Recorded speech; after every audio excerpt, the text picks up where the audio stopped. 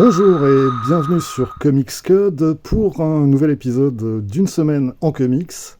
Un épisode qui sera entièrement consacré à Echolands, la série dont le premier tome vient de paraître en France chez Panini Comics, dans une édition assez superbe, faut bien le dire, et un épisode où on va donc parler du créateur principal de cette série, J.H. Williams III.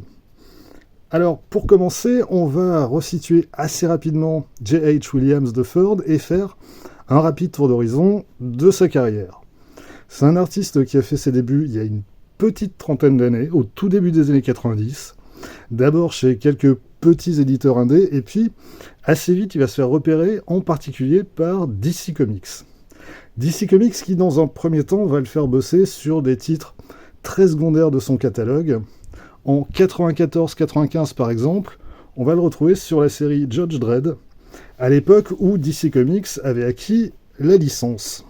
Et il réalise sur cette série une prestation qui est vraiment pas mal du tout, qui est assez classique dans le découpage, mais déjà avec un dessin d'une qualité assez évidente.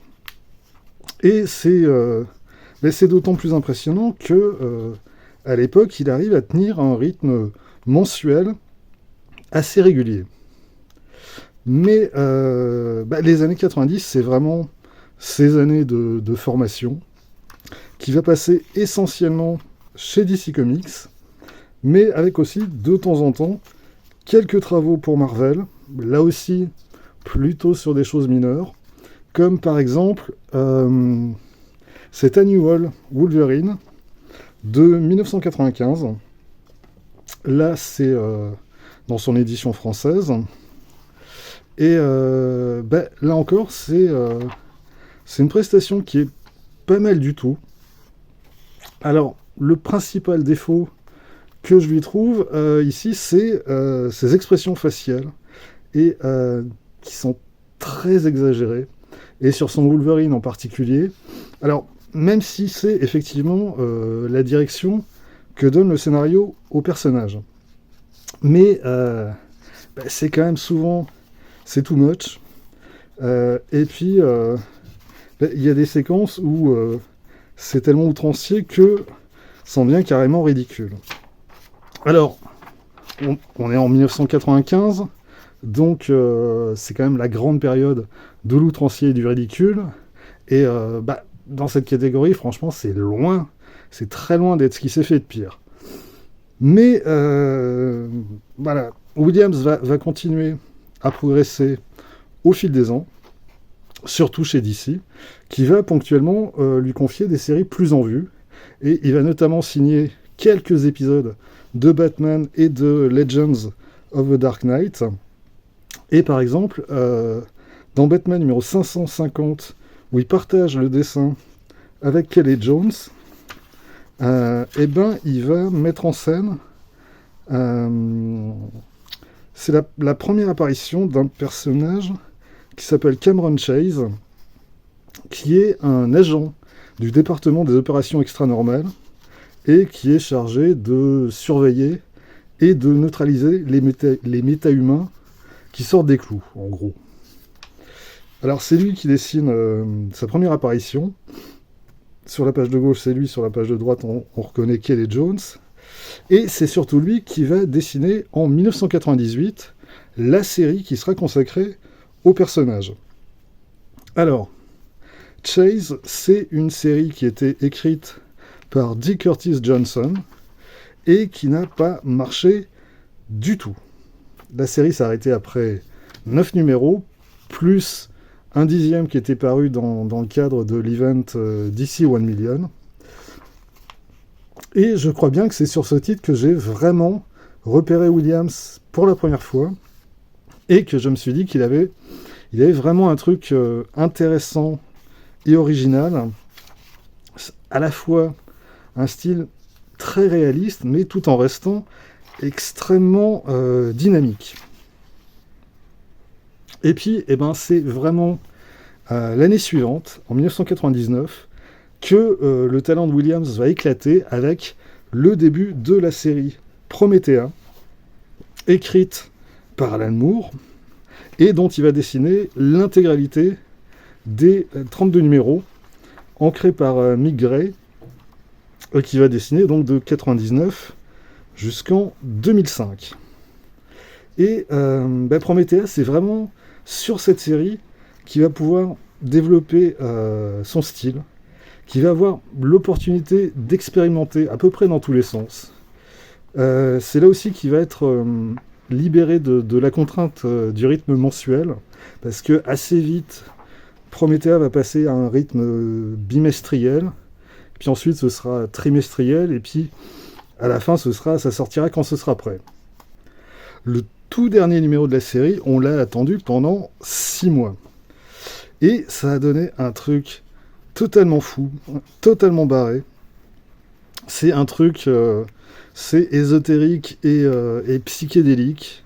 Alors, ça rend pas forcément bien en vidéo, je suis pas sûr que ce soit très lisible, ni très, très visible. C'est un numéro où, en fait, il fallait dégrafer son exemplaire pour recomposer l'ensemble des pages pour obtenir un double poster qui donnait à la fois le sens de lecture et une vision d'ensemble. Alors, cette version globale, on l'a à la fin du hardcover du 5e tome de Promethea, et ça ressemble à ça. Alors, je ne l'ai pas dans le bon sens, mais c'est pour que vous voyez l'intégralité de la chose. Donc c'est à peu près 6 fois plus petit que l'original, mais ça ressemblait à ça, avec un visage de femme qui apparaît une fois qu'on a mis toutes les pages dans le bon sens, et la même chose au verso. Alors ça fait évidemment partie c'est un gros délire typique d'Alan Moore. On a le droit de trouver qu'il pousse le bouchon un petit peu loin, mais alors clairement Alan Moore, ça fait partie quand même de ses œuvres les plus hermétiques, il me semble. Mais graphiquement, tout au long de la série, Williams, lui, il va jamais cesser d'expérimenter. Sans arrêt, il va essayer différentes techniques, il va essayer différents styles. Et du coup, même si on n'accroche pas au scénar d'Alan Moore, Prometheus, c'est vraiment une série assez magnifique. Et rien que pour voir évoluer Williams au fil des numéros, ça vaut le coup. Après ça, on va retrouver Williams sur quelques épisodes de Batman écrits par Grant Morrison, et des épisodes où il va s'essayer à différents styles. Il va faire cohabiter ces styles en plus sur les mêmes pages. Et c'est quelque chose qui est vraiment au cœur des Collins, mais qu'on retrouvait déjà chez lui il y a plus de 15 ans. Et que ce soit donc à la fois dans Promethea et ensuite dans ces 3 épisodes de Batman. Alors après ça, on va le retrouver sur Seven Soldiers of Victory, à nouveau avec Grant Morrison au scénario. C'est lui qui réalise aussi les premiers épisodes de Desolation Jones, qui était une série écrite par Warren Ellis. Et puis on va le croiser aussi sur des projets plus ponctuels et un peu plus inattendus, comme par exemple ce numéro de Jonah Hex, assez magnifique, écrit par Justin Gray et Jimmy Palmiotti, qui étaient les scénaristes réguliers de la série. Et c'est un épisode où Williams s'ancre lui-même, et encore une fois, il s'essaie un style différent, une fois de plus, avec un découpage hyper travaillé. Par exemple, sur cette double page, malgré le côté explosé du découpage, ça reste d'une lisibilité, d'une clarté parfaite. Et bah, ça aussi, on va le voir tout à l'heure, c'est un des éléments essentiels d'Echolands. Et puis, bah, je sais pas s'il y a que moi, mais je lui trouve quand même des petits airs de Jean Giraud à ses planches. Et puis, eh ben, à partir de 2009, Williams va être à l'origine de la naissance de Batwoman, sa nouvelle incarnation, dans les pages de Detective Comics. D'abord avec Greg Rucka au scénario. Scénario que Williams va ensuite reprendre avec W. Hayden Blackman, qu'on retrouve donc sur Echolands. Batwoman aura droit à sa propre série, que Williams et Blackman vont diriger jusqu'en 2013. Et en fait, jusqu'à ce qu'ils claquent la porte, suite à un désaccord éditorial sur l'évolution de la série et surtout de son héroïne. Mais là, on a vraiment, à cette période, un artiste qui maîtrise son art à la perfection.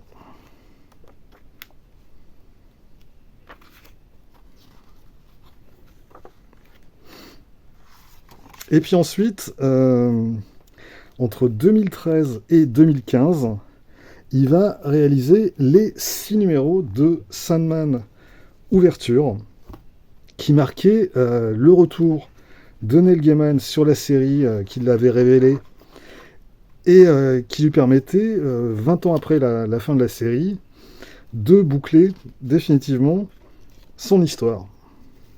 Et bah, encore une fois, Williams signe des planches qui sont juste incroyables, avec Dave Stewart aux couleurs. Et puis bah, là aussi, il continue d'expérimenter, de tenter des choses nouvelles, des nouveaux formats. Avec, par exemple, on a ces pages qui se déplient. Et du coup, là, eh ben, on est assez proche du format qu'on va retrouver dans Echolands, que je peux pas montrer en entier, sauf à faire glisser comme ça. Et on a la même chose un peu plus loin.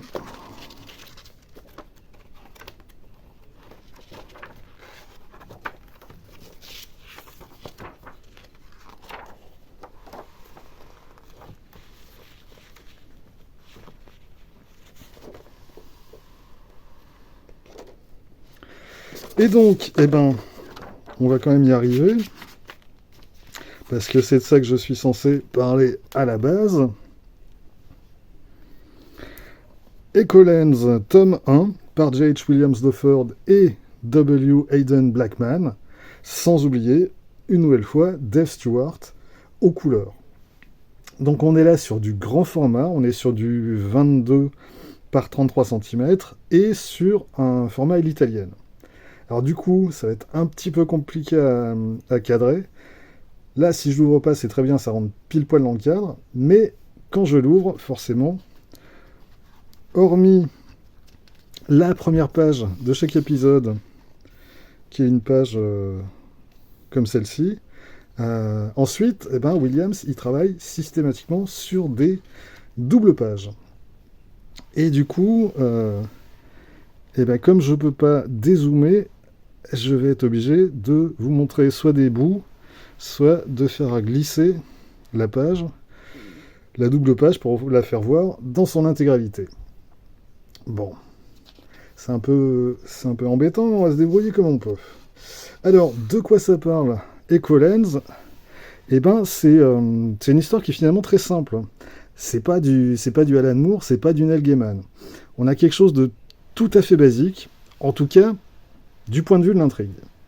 C'est l'histoire de Hope Redwood, qui est une voleuse, et qui s'est emparée d'une pierre qui appartient à Teros Demond, qui est le sorcier qui dirige cette partie du monde, et qu'elle doit fuir pour espérer garder la vie sauve. Et dans sa fuite, elle va embarquer une poignée de personnages qui vont l'aider de manière plus ou moins volontaire et de plus ou moins bon cœur. Et puis pour arrêter Hope, Teros Demond va envoyer à sa poursuite une créature magique qui va la pister et qui va pas lui laisser le moindre répit. Et là, en gros, vous avez l'intrigue des 6 premiers épisodes.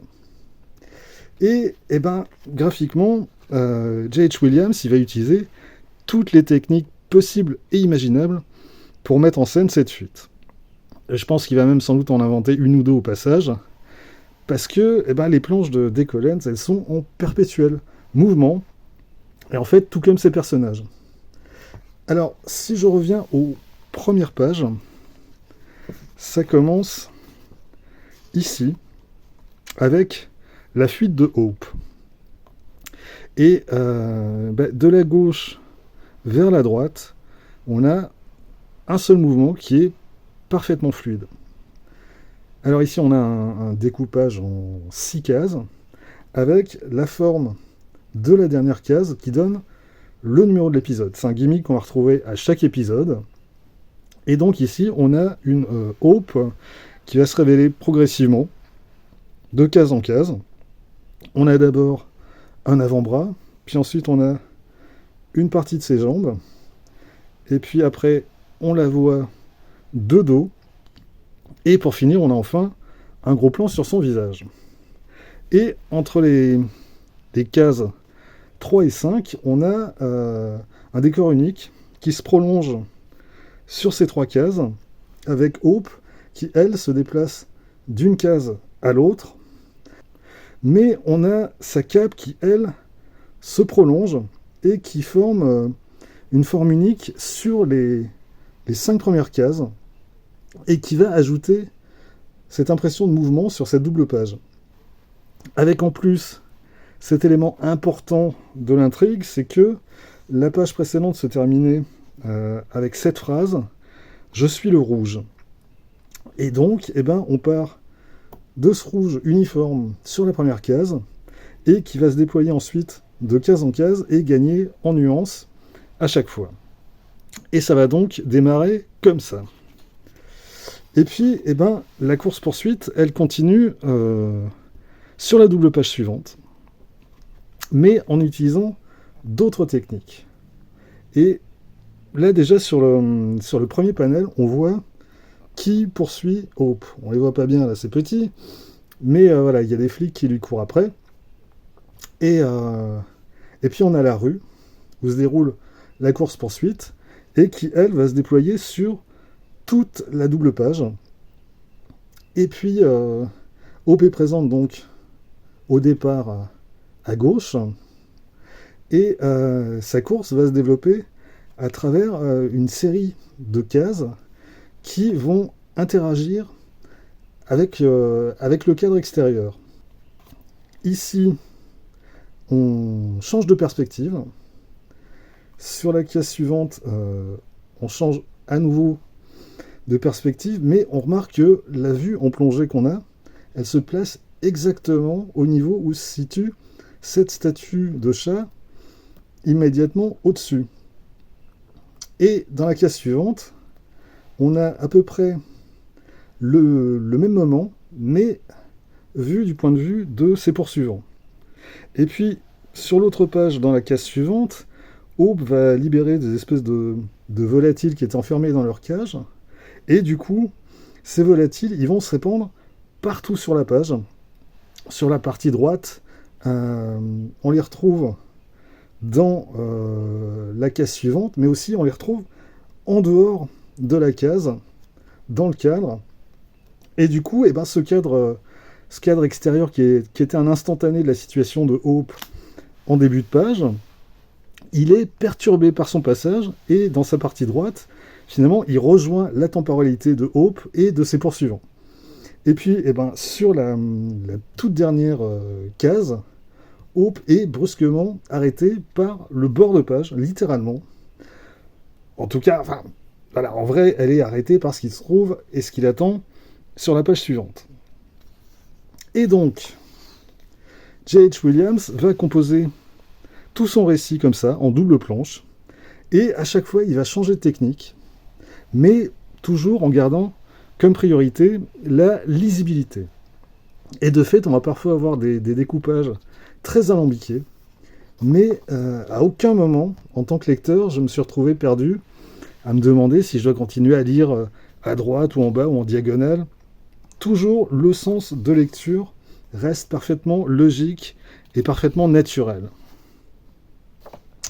Et puis, tout au long du récit, Hope et ses compagnons reprennent leur course, toujours dans la même direction, toujours vers la droite, et en tant que lecteur, étant donné les dimensions du livre, on est obligé de les accompagner physiquement.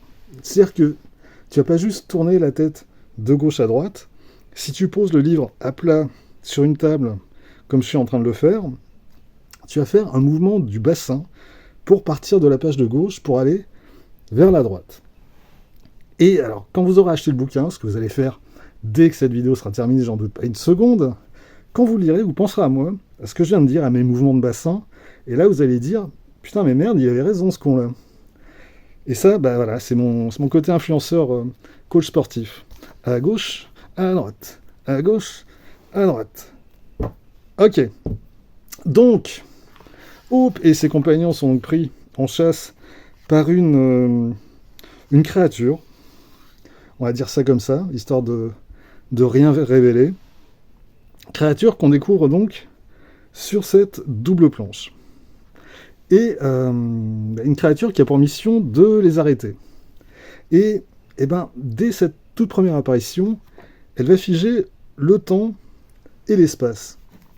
Là, sur le tiers supérieur, on a un décor qui est isolé de la séquence qui se déroule en dessous, et qui vient en fait borner cette séquence dans l'espace et dans le temps.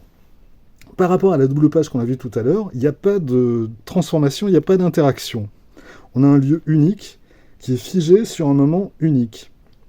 Et dans ce cadre en dessous, on a une progression tout à fait classique du récit. Et sur la double page suivante, par contre, c'est l'œil de la créature qu'elle a lancé à la recherche de sa proie et qui va apporter le mouvement. Là, on est sur un moment de pause pour Hope, qui essaie de faire le point sur la situation et qui essaie de préparer un plan pour la suite. Et l'œil vient s'incruster dans cette séquence et il prépare la double page suivante.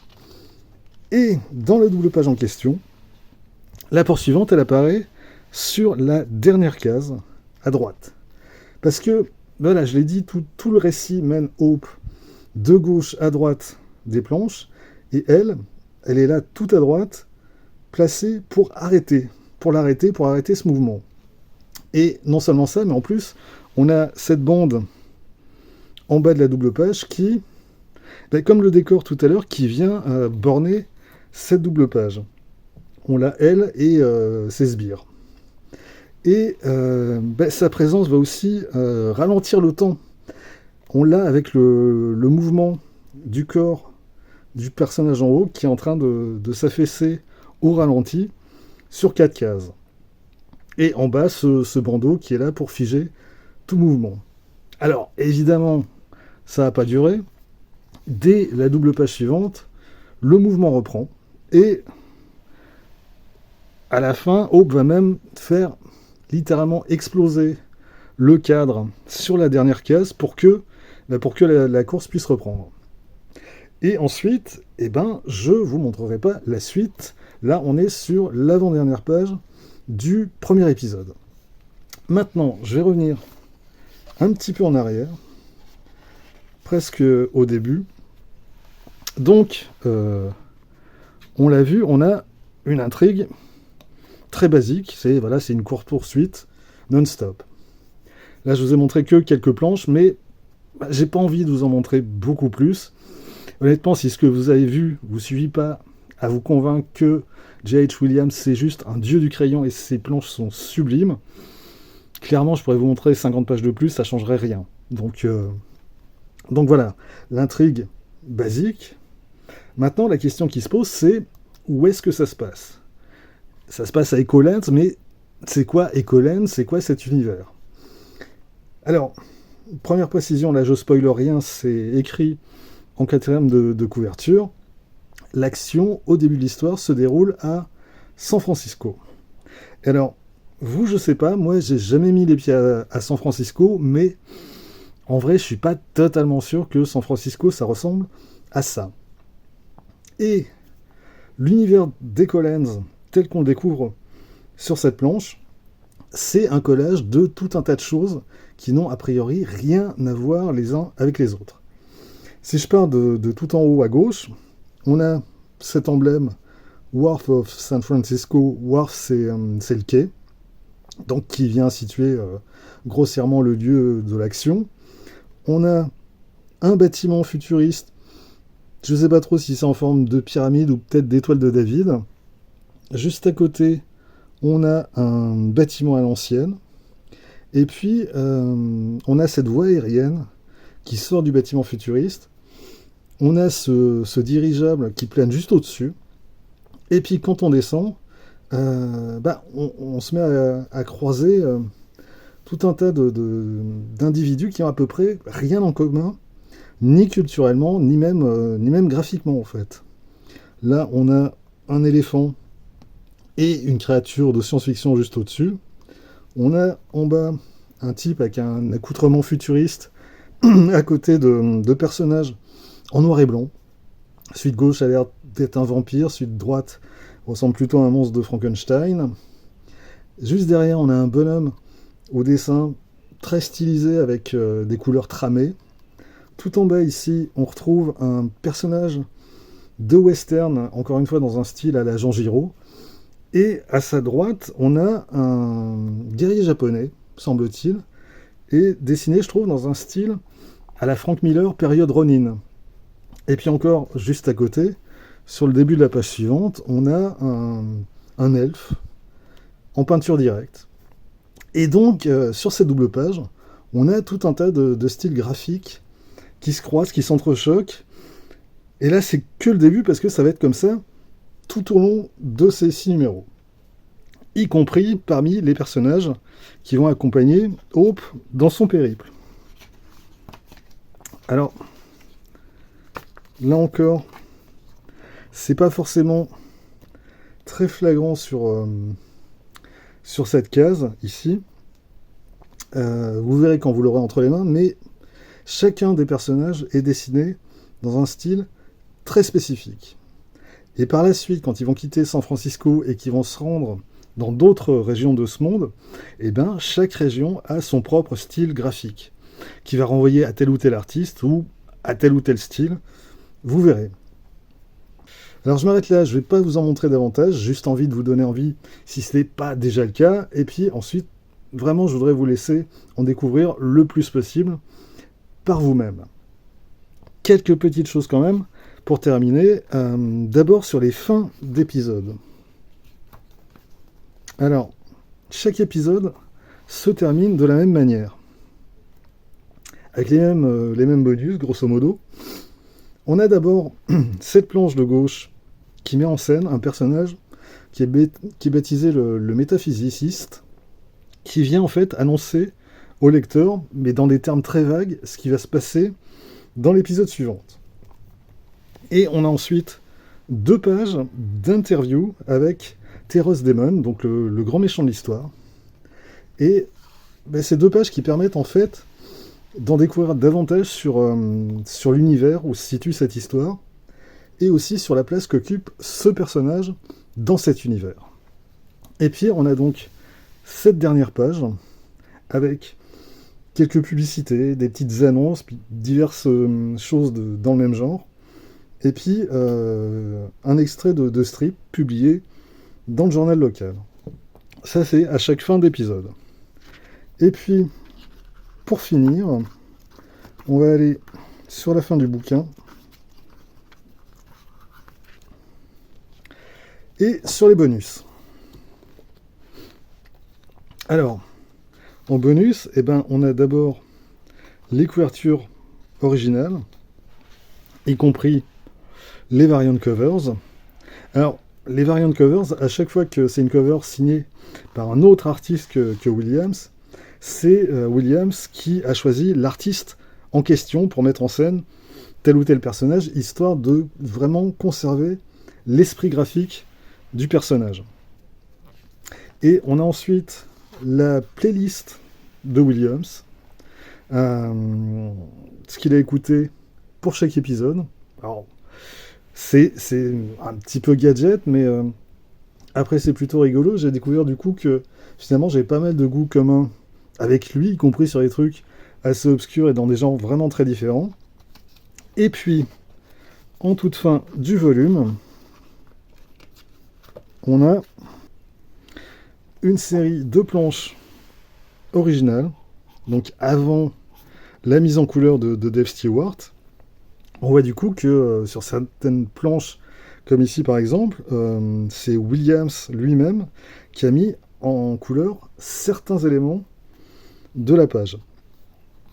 Et alors à noter que aux États-Unis, Image Comics a sorti les 6 premiers numéros de la série en version en Raw Cut Edition, où on retrouve donc l'intégralité des planches telles que vous les voyez ici, mais dans un format forcément plus petit, parce que là on est sur du format comics classique. La version hardcover est beaucoup plus grande que la version en singles. Et puis voilà, c'est tout pour aujourd'hui. Rendez-vous très vite pour la suite.